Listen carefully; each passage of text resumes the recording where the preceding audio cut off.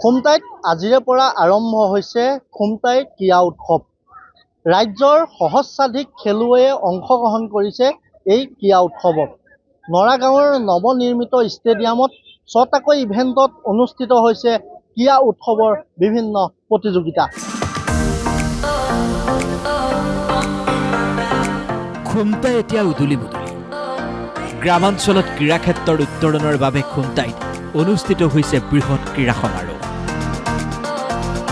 খুমটাই সমষ্টিৰ বিধায়ক মৃণাল শইকীয়াৰ উদ্যোগত শনিবাৰৰ পৰা অনুষ্ঠিত হৈছে খুমটাই ক্ৰীড়া উৎসৱ।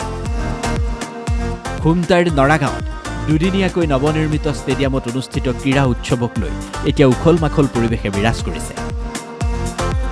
বিধায়ক মৃণাল শইকীয়াই পুৱাতেই ফিতা কাটি এই ক্ৰীড়া উৎসৱৰ শুভ উদ্বোধন কৰে।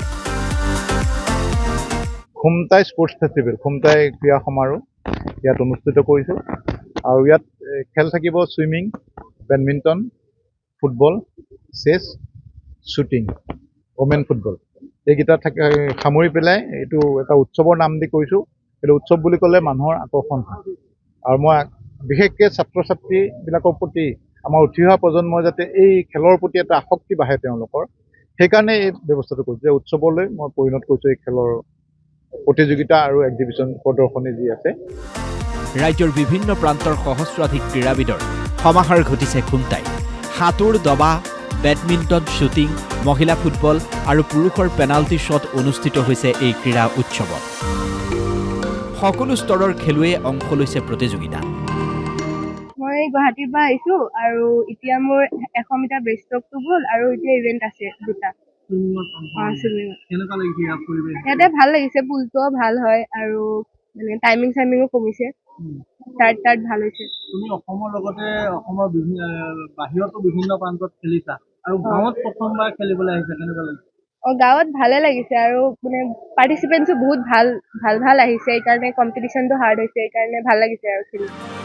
গ্ৰামাঞ্চলত নিৰ্মাণ কৰা ষ্টেডিয়ামখনৰ জৰিয়তে সুপ্ত প্ৰতিভা বিকাশ হোৱাৰ আশা বিধায়কৰ লগতে সকলোৰে। এইটোতো বহুত ভাল কথা। গ্ৰাম্য অঞ্চলত আপোনাৰ এতিয়া যিখিনি ল'ৰা ছোৱালী আছে সেইখিনি ধৰক বাহিৰলৈ ওলাই যায়, টাউনত যেনেকৈ হয় সেইখিনি দেখি পেলাই তেওঁলোকে মানে অকণ হয় যে আমিও যদি কৰিব পাৰিলোঁহেঁতেন তেনেকৈ কৰি। এতিয়া গ্ৰাম্য অঞ্চলত এইটো উৎসৱ, ক্ৰীড়াৰ যিটো উৎসৱ পাতিছে সেইটো বহুত ভাল কথা। তেওঁলোকে এইখিনি ক্ৰম বিকাশ হ'ব আৰু চুইমিংটো এনেকুৱা এটা বস্তু যিটো মানসিকভাৱেও ভাল, শাৰীৰিকভাৱেও বিকাশ হয়। ফুল মানে বডি এটা এক্সাৰচাইজ হয়, সেইটো ফালৰ পৰা বহুতেই ভাল এক্সাৰচাইজ। খুব ভাল লাগিছে, দেখিছোঁ ইমান আগ্ৰহ মানুহবিলাকৰ, ল'ৰা ছোৱালীও বিভিন্ন জেগাৰ পৰা আহিছে, মানে গোলাঘাটৰ বাহিৰৰো, তিতাবৰ, যোৰহাট, চৰাইদেউ বিভিন্ন জেগাৰ পৰা আহিছে আৰু বিভিন্ন মানে ইয়াত দেখি মানে ইমান ধুনীয়া মানে কেটেগৰী শ্বুটিং আছে, বেডমিণ্টন, তাৰপিছত ফুটবল কোৰ্ট এখনো দেখিছোঁ, এইফালে ছুইমিঙো হৈছে। তো মই ভাবিছোঁ যে এইটো এটা খুব ভাল মানে এটা ষ্টেপ লৈছে। চ' ইয়াৰ ফলত আমাৰ এই সুপ্ত যিবিলাক প্ৰতিভা আছে গাঁৱে ভূঞে লুকাই থকা, চ' তেওঁলোকেও মানে নিজৰ প্ৰতিভাবিলাক মানে আগুৱাই নিবলৈ যথেষ্ট সক্ষম হ'ব। ৰাজ্যৰ বিভিন্ন প্ৰান্তৰ পৰা অহা খেলুৱৈসকলে শলাগিলে নৰাগাঁৱৰ এই ষ্টেডিয়ামৰ পৰিৱেশ। গ্ৰামাঞ্চলত ক্ৰীড়াৰ এক সুস্থ বাতাবৰণ গঢ়ি তোলাৰ লক্ষ্যৰে বিধায়ক মৃণাল শইকীয়াই ক্ৰীড়া উৎসৱ আয়োজন কৰাৰ বাবে সকলোৱে প্ৰশংসা কৰিছে।